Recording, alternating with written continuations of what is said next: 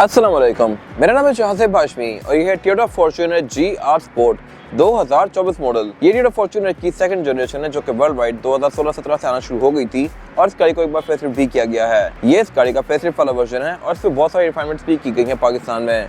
इसके बहुत सारे वर्जन आते हैं, पेट्रोल में कुछ वर्जन आते हैं और कुछ डीजल में आते हैं। डीजल की अगर बात कीजिए तो इस गाड़ी में सिग्मा आता है, लेजेंडर आता है और फिर GR स्पोर्ट आता है। ये गाड़ी GR स्पोर्ट है और top of the line variant है। ये गाड़ी अपनी वैल्यू को काफी अच्छे से जस्टिफाई करती है और यही वजह है कि वर्ल्ड वाइड इस गाड़ी की वैल्यू बहुत ज्यादा बढ़ती जा रही है। इस प्राइस ब्रैकेट में आपको कोई खास ऑप्शन मिलता नहीं है 0 मीटर में, जबकि ये गाड़ी काफी अच्छा ऑप्शन है और उसके अलावा साइज के लिहाज से भी ये गाड़ी अच्छी खासी मैसिव है। पावर के लिहाज से ये गाड़ी काफी ज्यादा पावरफुल है और ये गाड़ी है भी काफी ज्यादा ड्यूरेबल। इन सारी चीजों पर मैं डिस्कशन करूंगा अभी। फिलहाल अगर बात कीजिए सबसे इंपॉर्टेंट चीज की तो वह है इस गाड़ी की प्राइस। इसकी डिमांड 2,17,00,000 रुपए है और ये गाड़ी सेकंड मोटरस्पोर्ट के पास अवेलेबल है। ये रेडी अवेलेबल कार है, 24 मॉडल है और 2017 की है। और अगर आपने इसके बारे में कोई इन्फॉर्मेशन लेनी है तो आप इस दिए गए नंबर पर कॉल कर सकते हैं या फिर आप सेकंड मोटरस्पोर्ट को विजिट कर सकते हैं जो कि रावलपिंडी में DSC2 की गेटवे के ऑपोजिट लोकेटेड है। सेकंड मोटर्स की टोटल 2 ब्रांचेस हैं, एक रावलपिंडी में मरी रोड पे और फिर एक रावलपिंडी में ये वाली ब्रांच। इन दोनों ब्रांचेस पे गाड़ियों की बाइंग एंड सेलिंग के साथ साथ गाड़ियों के काम भी किए जाते हैं, जैसे कि tints, wrap, ceramic coating, PPF, traffic coating. यहाँ पे गाड़ियाँ फेसलिफ्ट भी की जाती हैं और इसके अलावा यहाँ पे एक पेंट बूथ भी अवेलेबल है। गाड़ियों की मॉडिफिकेशन, बाइंग एंड सेलिंग, ये कार केयर वगैरह के किसी भी तरह के काम के लिए cycle Motors and cycle motorsports is the place. Overall, it's a great Fortuner, and today I'm going to review it. Let's start with the exterior of this car. Looks के लिहाज से गाड़ी बहुत ज्यादा बेहतर है इस कैटेगरी की किसी भी और कार से। अगर आप इस गाड़ी को प्राडो से कंपेयर करें तो हर किसी की अपनी ओपिनियन है। मोस्टली लोगों को ये लुक ज्यादा पसंद आता है क्योंकि थोड़ा सा मॉडर्न टच देता है। प्राडो जो इस प्राइस ब्रैकेट में फॉल करती हैं वो गाड़ियाँ पुरानी होती हैं, 10-11 मॉडल होती हैं और वो गाड़ियाँ थोड़ी सी ऑब्सोलीट लगती हैं देखने के लिहाज से। और डेफिनेटली 2010-11 की गाड़ी 2024 से कंपीट नहीं कर सकती कंडीशन के लिहाज से, लेकिन ये गाड़ी साइज में से थोड़ी सी छोटी है। खैर अगर बात कीजिए इस गाड़ी के फ्रंट लुक की तो यहाँ पे फीचर्स काफी इंप्रूव कर दिए गए हैं पहले से, बट स्टिल मेरे ख्याल से यहाँ पे भी स्कोप ऑफ इंप्रूवमेंट है। अगर बात कीजिए इस गाड़ी की हेडलाइट्स की तो ये हेडलाइट सबसे पहले लेजेंडर में आई थी 2021 में। इसमें ये DRLs दी गई हैं जो कि इसके लुक को काफी बेहतर बना रही हैं। 2 प्रोजेक्शन लैंप दिए गए हैं जो कि लो के लिए हैं और फिर 2 LEDs दी गई हैं जो कि हाई के लिए हैं। और इसके अलावा ऐसे ही फ्रेम वाली हेडलाइट सिग्मा में भी आती हैं, लेकिन उनके इंटरनल्स डिफरेंट होते हैं। उसमें सिर्फ एक ही प्रोजेक्शन लैंप आता है और काफी स्लीक सी लंबी सी DRL आती है। ये हेडलाइट ऑटोमेटिक फीचर के साथ आती है, यानी कि ये डे और नाइट को सेंस करके ऑटोमेटिकली ऑन या ऑफ भी होती है। और बाकी इसमें जो फॉग लैंप हैं ये भी LED में आते हैं। इसके अलावा ये गाड़ी फ्रंट पे फीचर्स के नाम पे सिर्फ पार्किंग सेंसर्स ऑफर करती है और इसका जो ये टोयोटा का लोगो है ये ब्लैंक है। ये देखने में ऐसा लगता है कि रडार हो। लैंड क्रूज़र V8 प्राडो वगैरह में जिनमें इस तरह का मोनोग्राम आता है उनमें पीछे रडार दिया गया होता है, बट GR स्पोर्ट क्योंकि इंटरनेशनली आ रही थी और उसमें लोगो इस तरह का था तो पाकिस्तान में भी उसकी लुक को कॉपी किया गया है, बट यहाँ पे रडार नहीं दिया गया। इसके अलावा बाकी बोनट वगैरह इस गाड़ी का नॉर्मल सा है, इसमें कोई हुड स्कूप नहीं आता जो कि पहले फॉर्च्यूनर्स में आया करते थे क्योंकि उनमें इंजन 1 KD था। बाकी इसके अलावा इसके बम्पर नीचे यहाँ पे ये अगेन DRLs दी गई हैं जो कि इंडिकेटर में स्विच करती हैं। यहाँ पे कि GR स्पोर्ट का बैज दे दिया गया है और इसके अलावा यहाँ पे कुछ खास है नहीं। इसके बाद अगर बात कीजिए इस गाड़ी की साइड प्रोफाइल की तो ये भी लुक्स के लिहाज से काफी डिसेंट सी है। यहाँ पे इतनी चीजें दी गई हैं कि मेरे ख्याल से इसको मॉडिफाई करने के लिए कुछ रह ही नहीं गया। यहाँ पर रिम काफी मजेदार आते हैं, टायर भी अच्छे आते हैं, रूफ रेल्स में दी गई हैं, मोस्टली गाड़ियाँ ब्लैक आउट है और इसके अलावा साइज स्टेप भी इस गाड़ी में अच्छे खासे बॉडी से बाहर आए हुए हैं। तो मेरे ख्याल से यहाँ पे टोयोटा ऐसा कोई पॉइंट नहीं छोड़ा जिसको आप लेके चेंज करवाएं।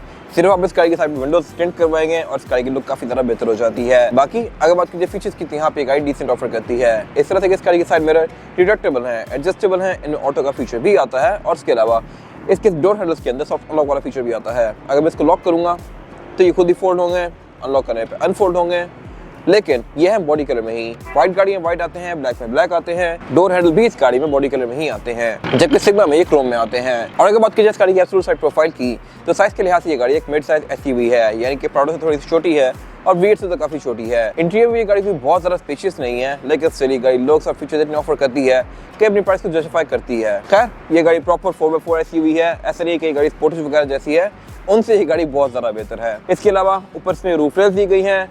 विंडोज के आसपास इसकी फुल कंटिन्यू करती है एल्यूमिनियम की, जो कि इसके लुक को काफी डिस्टिंक्टिव बनाती है। इसका जो सिग्मा वेरिएंट है उसकी की के ऊपर इस तरह की कट लाइन दी गई है और ऐसी कट लाइन आपको सिर्फ इसी गाड़ी में देखने को मिलेगी। बाकी कोई SUV इस तरह कट लाइन फॉलो नहीं करती। लैंड क्रूज़र 300 सीरीज के अंदर भी उसकी विंडोज के आसपास जो फ्रिल दी गई है क्रोम की वो भी काफी डिस्टिंक्टिव है और उसके भी स्टार्टअप के अंदर वो उसके मीटर में शो होती है। बाकी इसके अलावा RMS गाड़ी में 18 इंचेस के आते हैं, इन पे मैं डिटेल में डिस्कशन करूंगा अभी। और इसमें काफी लाइट सी व्हील आर्चेस दी गई हैं जो कि अगेन GR स्पोर्ट में बॉडी कलर में है। और अगर बात कीजिए इस गाड़ी के इस एंड की तो यहाँ पे इस गाड़ी का फ्यूल डोर दिया गया है।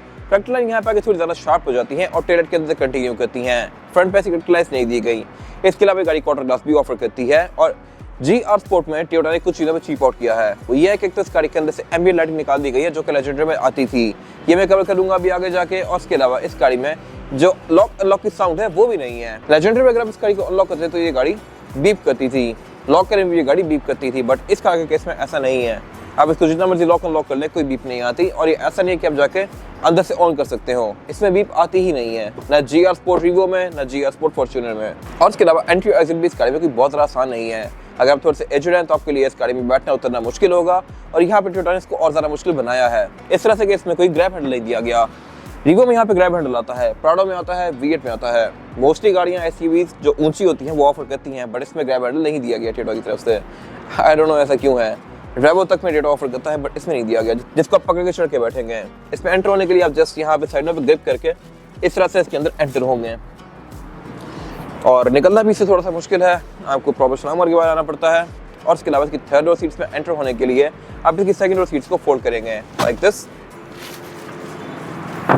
और इसके अलावा यहाँ पे कुछ खास है नहीं। और इसके अलावा अगर बात की कार की रेयर लुक की तो इसको भी फेसलिफ्ट करके काफी ज्यादा इंप्रूव कर दिया गया था। टेल लाइट्स गाड़ी में एंड टू एंड कंटिन्यू करती हैं, इनमें कोई खास ब्लैंक स्पॉट्स नहीं दिए गए जो कि पिछली फॉर्च्यूनर में थे, और इस कैटेगरी में मेरे ख्याल से ये लुक्स काफी अच्छी हैं। फीचर भी ये गाड़ी बैक पे अच्छे ऑफर करती है, इस तरह से कि इसमें पार्किंग सेंसर्स आते हैं। टेलगेट इस गाड़ी का पावर आता है जो कि आप की फॉब से अनलॉक कर सकते हैं लाइक दिस, और इसकी ट्रंक कैपेसिटी भी अच्छी खासी स्पेशियस है। लेकिन यहाँ पे एक चीज़ थोड़ी सी अजीब सी है, वो ये है कि इसमें जो बैक पे सीट्स हैं, थर्ड रो सीट्स, ये साइड पे फोल्ड होती हैं, सिंकिंग नहीं आती, जबकि गाड़ी 2016 के बाद से आना शुरू हुई है। प्राडो 2009 से ही सीट सिंकिंग ऑफर करी है, और इवन लैंड क्रूजर 200 सीरीज में भी ये सिंकिंग नहीं आती थी, साइड पे फोल्ड होती थी। साइड पे फोल्ड होने की वजह से गाड़ी का ट्रंक का अच्छा खासा एरिया खा जाती है, और अगर ये नीचे फोल्ड होती है तो ट्रंक एक ही लेवल पे हो जाती है सीट्स के साथ। इसमें नीचे यहाँ पे एक गैप दिया गया है, सीट्स अलग लेवल पे है, ट्रंक अलग लेवल पे है, और फिर साइडों पे सीट्स भी खड़ी हुई हैं, तो ये काफ़ी अनइवन सा अरेंजमेंट लगता है। बाकी बैक पे आप यहाँ पे 2 लोग बैठा सकते हैं।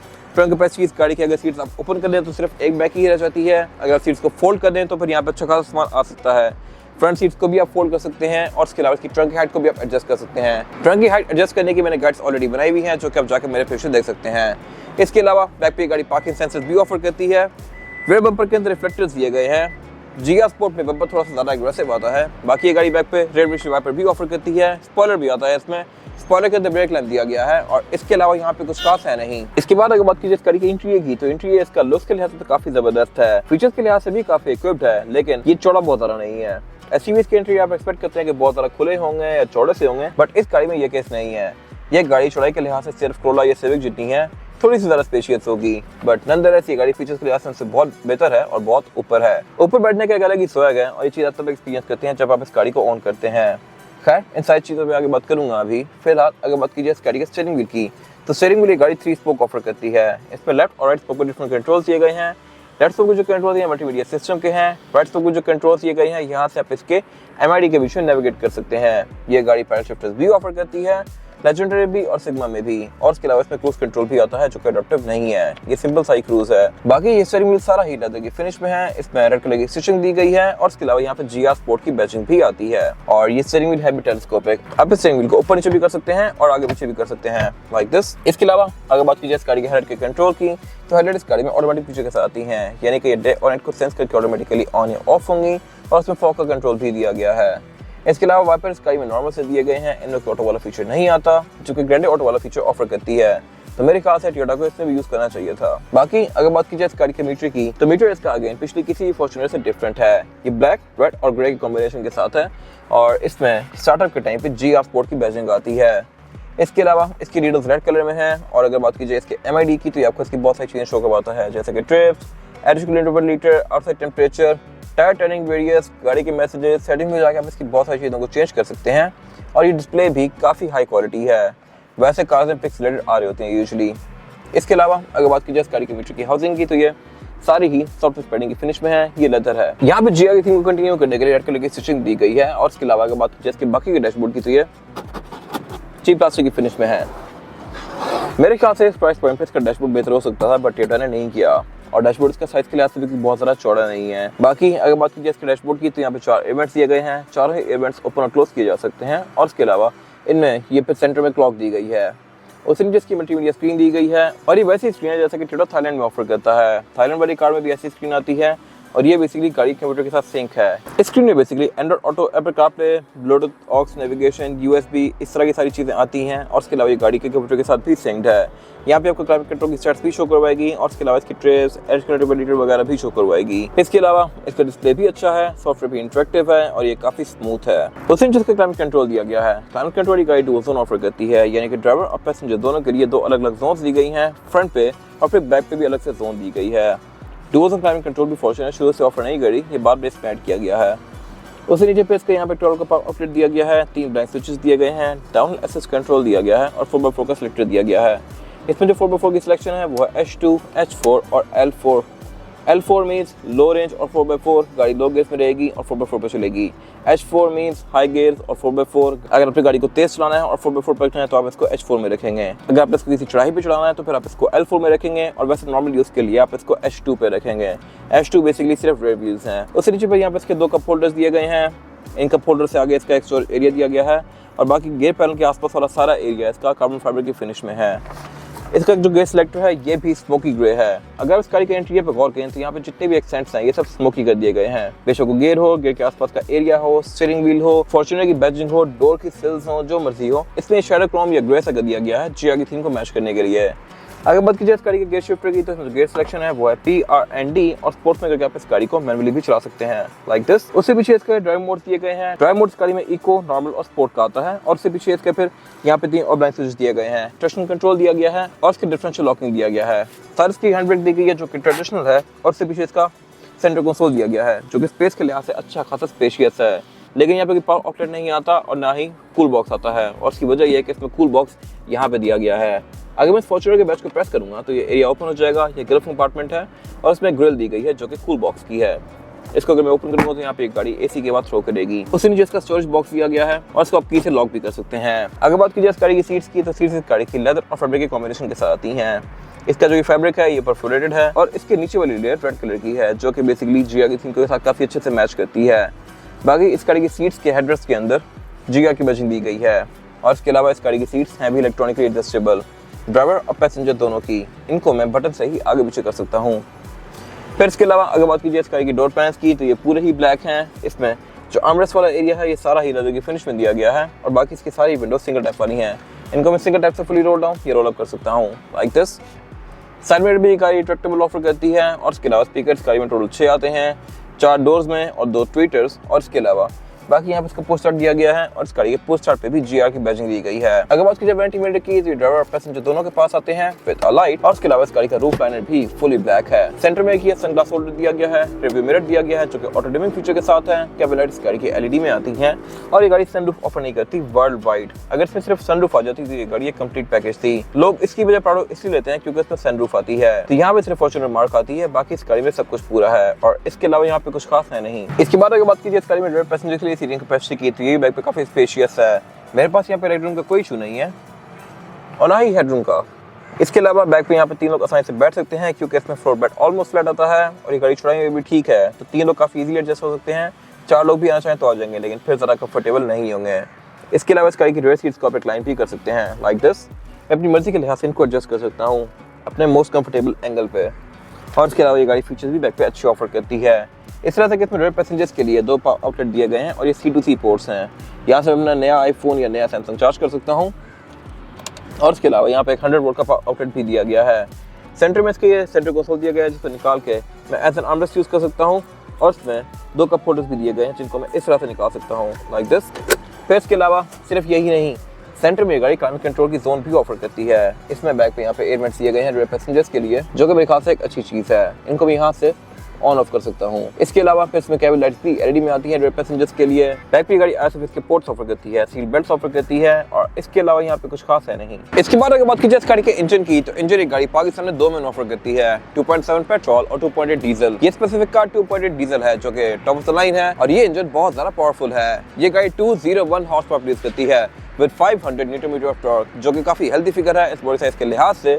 और इसके अलावा ये इंजन क्योंकि डीजल है तो इसकी एवरेज भी अच्छी आती है। यही वजह है कि ये गाड़ी वर्ल्ड वाइड बहुत ज़्यादा फेमस होती जा रही है और पाकिस्तान में भी। ये गाड़ी आपको तकरीबन 8 से 9 किलोमीटर पर लीटर तक की एवरेज आराम से ले सकती है, 10-11 भी जा सकती है अगर आप इसको बहुत ज़्यादा प्यार से चलाएंगे तो। और इतनी बड़ी गाड़ी के लिहाज से मेरे ख्याल से काफ़ी अच्छी एवरेज है। ये एवरेज आपको सिविक जैसी गाड़ियाँ देती हैं। बाकी इसके अलावा ये इंजन मेंटेनेंस के लिहाज से भी काफ़ी सस्ता पड़ता है, ड्यूरेबल भी काफ़ी है। और बाकी इसमें फिर ABS, traction control, drive modes, 4x4 इस तरह के सारे फीचर्स आते हैं। ये गाड़ी ऑल टाइप 4x4 नहीं है, इसको आप सिर्फ रेयर में भी चला सकते हैं और फिर 4x4 पे भी स्विच कर सकते हैं। और इसके अलावा ऐसा इंजन पाउडर में भी आता है। ये 1GD FTV इंजन है। बाकी इसके बोनट के अंदर इंस्टॉलेशन दी गई है। बोनट इस गाड़ी का ओपन स्टैंड ही होता है। अगर यहाँ पे हाइड्रोलिक आ जाता तो मेरे ख्याल से काफी अच्छी बात थी। और इसके अलावा यहाँ पे कुछ खास है नहीं। इसके बाद अगर बात की जाए इस गाड़ी के टायर साइज की, टायर साइज ऑफर करती है फॉर्च्यूनर GR स्पोर्ट। ये 265, 60 और 18। इसमें 18 इंच का मल्टी स्पोक रिम दिया गया है जो कि लुक्स के लिहाज से काफी मजेदार है मेरे ख्याल से। और उसके अलावा इसकी जो साइड वॉल्स हैं ये भी काफी थिक दी गई हैं, ये आपको ऑफ रोडिंग में काफी ज़्यादा हेल्प करती हैं। और इसके अलावा अगर बात कीजिए टायर की, तो टायर इस गाड़ी में डनलॉप ग्रैंड ट्रैक है जो कि एक अच्छा टायर है और टोयोटा की मोस्टली कार्स में आता है। अब ऐसी 300 सीरीज देख लें, 200 देख लें, प्राडो देख लें, ये गाड़ी देख लें, मोस्टली गाड़ी ये टायर ऑफर करती हैं और ये काफ़ी अच्छा टायर है। ये आपको तकरीबन 50-60 हज़ार किलोमीटर तक एक अच्छी राइड प्रोवाइड करता है। और इसके अलावा इस गाड़ी में ऑर्बिटल डिस्क ब्रेक भी दी गई है, लेकिन GR में एक चीज़ डिफरेंट है और वो ये है कि इसके ब्रेक कैलिपर्स के ऊपर GR की बैजिंग आती है और ये ब्रेक कैलिपर इटसेल्फ भी रेड कलर में है, जबकि लेजेंड और सिग्मा में इसके ऊपर कोई पेंट नहीं आता। इसके अलावा इसमें कोई हाइट कंट्रोल वगैरह नहीं ऑफर होता। ये गाड़ी सिर्फ एक ही हाइट पे आती है, ये इसकी स्टैंडर्ड हाइट है। और इसके अलावा यहाँ पे कुछ खास है नहीं। ये था आज का रिव्यू। अगर आपको ये रिव्यू पसंद आया तो इस वीडियो को लाइक कीजिए, मेरे चैनल को सब्सक्राइब कीजिए और अगर आपके पास गाड़ी से रिलेटेड कोई भी राय है तो उसको कमेंट सेक्शन में शेयर जरूर कीजिएगा, ताकि वो लोग जो ये गाड़ी लेने वाले हैं वो आपकी राय से फायदा उठा सकें। अपना ख्याल रखिएगा। Thank you.